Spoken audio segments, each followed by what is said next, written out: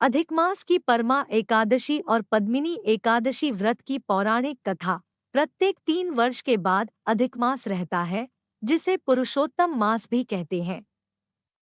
यूं तो वर्ष में 24 एकादशियां होती है, परंतु अधिक मास की 2 एकादशियां जुड़ जाने के कारण प्रति 3 वर्ष में 26 एकादशियां होती है।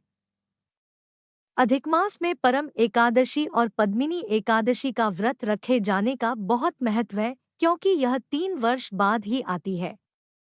आओ जानते हैं इन दोनों एकादशियों की पौराणिक कथा। पद्मिनी एकादशी व्रत कथा। यह त्रेता युग की बात है कि राजा की त्रिवीर्य की कई रानियां थीं, परंतु उन्हें पुत्र रत्न की प्राप्ति नहीं हो रही थी। संतानहीन होने के कारण राजा और राटियां बहुत दुखी रहते थे। फिर एक दिन संतान की कामना से राज अपनी रानियों के साथ जंगल में तपस्या करने निकल गए।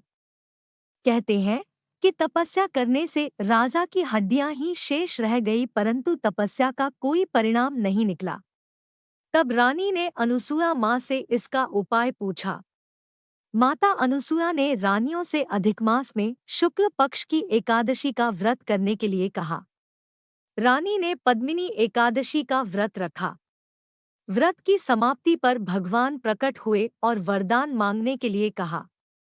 रानी ने भगवान से कहा कि हे प्रभु, यदि आप मुझ पर प्रसन्न हैं, तो मेरे बदले मेरे पति को वरदान दीजिए।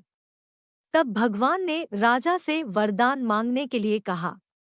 राजा ने प्रमाण करने के बाद कहा कि आप मुझे ऐसा पुत्र प्रदान करें जो सर्वगुण संपन्न हो, आपके अतिरिक्त किसी से पराजित न हो और जो तीनों लोकों में आदरणीय हो।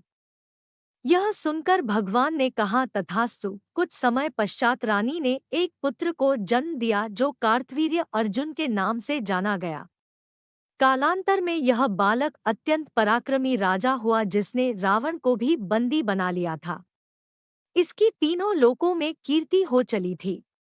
बाद में इसे श्रीहरि विष्णु के ही अवतार परशुराम जी ने इसका वध किया था।